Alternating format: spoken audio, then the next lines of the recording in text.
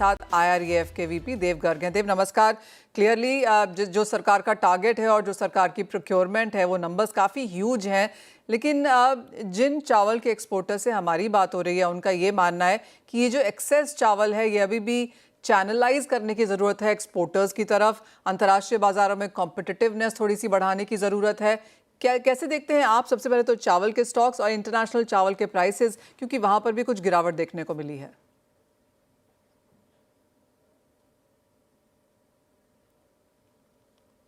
अगर फिगर्स की बात करें तो इस समय फूड कॉरपोरेशन ऑफ इंडिया के पास 290 लाख मेट्रिक टन का सरप्लस स्टॉक है। इसका मतलब हमारे बफर स्टॉक के ऊपर 29 मिलियन मेट्रिक टन का हमारे पास सरप्लस स्टॉक है, जिसको सरकार को डिस्पोज ऑफ करने की जरूरत है। ये बहुत ही एक अलार्मिंग सिचुएशन है और चिंताजनक सिचुएशन है, क्योंकि जो डाटा हमारे को पास आ रहे हैं उसके अनुसार ये 290 लाख टन का जो सरप्लस स्टॉक है ये आने वाले सितंबर अक्टूबर तक बढ़ के 400 लाख मेट्रिक टन तक बढ़ जाएगा। जहां तक एक्सपोर्ट की फिगर्स की बात करें तो आज तक एक्सपोर्ट लगभग 5 से 6 लाख टन महीने के अंदर हो रहा था, जब से नॉन बासमती राइस के एक्सपोर्ट के ऊपर रिस्ट्रिक्शंस हटाई गई थी। पिछले कुछ समय में हमने ये देखा है कि ये एक्सपोर्ट की फिगर 5 से 6 लाख टन मेट्रिक टन से बढ़ 1.2 मिलियन टन तक बढ़ गई है। पर आने वाले समय में हमें ये उम्मीद है कि इस जो राइस के एक्सपोर्ट की फिगर्स है कम से कम 2 से 3 मिलियन मेट्रिक टन पर मंथ तक इसको बढ़ाने की जरूरत है। इसका मतलब 20 से 30 लाख मेट्रिक टन का अगर मंथली एक्सपोर्ट होगा तभी हम देश के अंदर जो ये सरप्लस स्टॉक की पोजीशन है इसको पूरा कर पाएंगे। इसको पूरा करने के लिए हमारी सरकार से कई तरीके की मांगे थी। उसमें सबसे पहली मांग ये थी कि रोडटेप जो राइस के ऊपर 1% है आज के दिन, उसको बढ़ा के 3% कर दिया जाए। सरकार से हमारी इस विषय के ऊपर कई मल्टीपल राउंड्स ऑफ मीटिंग हुई। सरकार ने हमारे को यह आश्वासन दिया है कि वो इस पे गंभीरता से विचार करेगी और इस फिगर को पूरी कोशिश करेगी कि 1% से 3% के ऊपर बढ़ा दिया जाए। दूसरी हमारी सरकार से यह मांग थी कि आज के दिन पिछले 3 साल के अंदर जो हिंदुस्तान के अंदर जो भी तरह तरीके की रिस्ट्रिक्शंस लगाई गई नॉन बासमती की राइस के एक्सपोर्ट के ऊपर, उसकी वजह से हमारे जो कॉम्पिटिटर देश है जैसे थाईलैंड, म्यांमार और पाकिस्तान, इन सारे देशों ने भारत की पोजीशन को कैप्चर कर लिया है और भारत के कई एक्सपोर्टर मार्केट से डिस्कनेक्ट हो गए हैं। तो इस डिस्कनेक्शन को पूरा करने के लिए भारत सरकार को फॉरेन मार्केट्स में एंगेजमेंट की जरूरत है।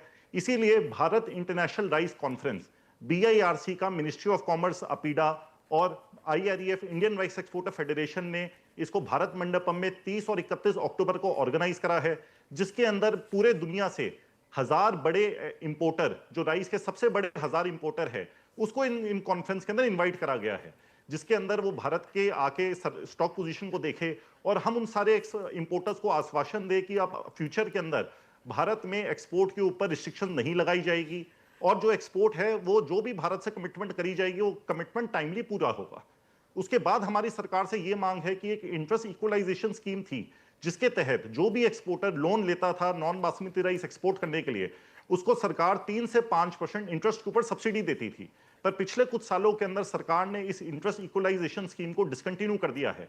अब इससे एक बहुत बड़ी चुनौती खड़ी हो गई है, क्योंकि जो भारत के एक्सपोर्टर्स का सबसे ज्यादा कंपटीशन सिंगापुर और दुबई बेस्ड एक्सपोर्टर से होता है, जो सिंगापुर और दुबई के अंदर एडवांस इकोनॉमीज के अंदर इंडिया के कंपैरेटिवली इंटरेस्ट कॉस्ट काफी कम है, जिसकी वजह से हमारी कॉम्पिटिटिवनेस के ऊपर इसका असर होता है। तो सरकार से हमने ये भी रिक्वेस्ट करी है कि ये इंटरेस्ट इक्वलाइजेशन स्कीम को दोबारा वापस लागू करा जाए, जिससे भारत के एक्सपोर्ट्स की कॉम्पिटिटिवनेस इंक्रीज हो पाए।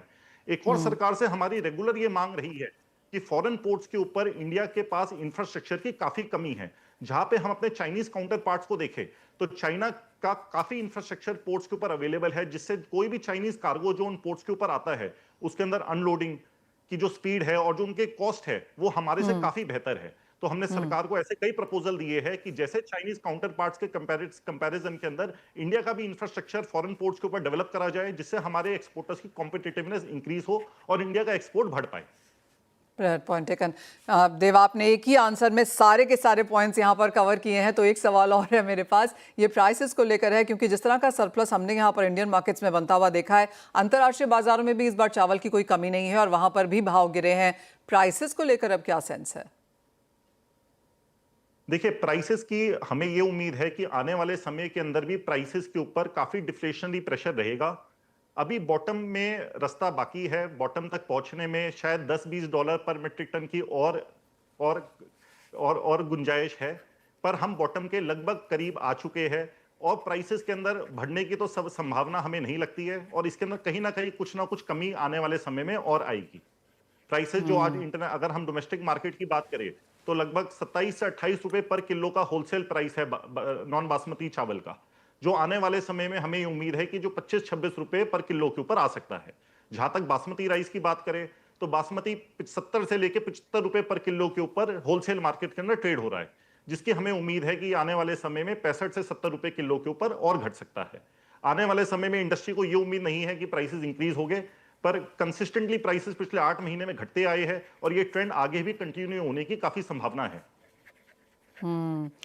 8 महीने से प्राइसेस गिरे हैं और अभी भी शायद बॉटम के आसपास नहीं है। कुछ और गिरावट की एक्सपेक्टेशंस यहाँ से भी प्राइसेस में बनती हुई। देव, एज ऑलवेज बहुत शुक्रिया साथ जुड़ने के लिए और बहुत ही डिटेल में पॉइंट बाय पॉइंट बहुत क्रिस्पली समझाने के लिए कि क्या कंसर्न्स हैं और क्या एक्सपेक्टेशंस हैं आपकी सरकार के साथ। बहुत शुक्रिया साथ जुड़ने के लिए।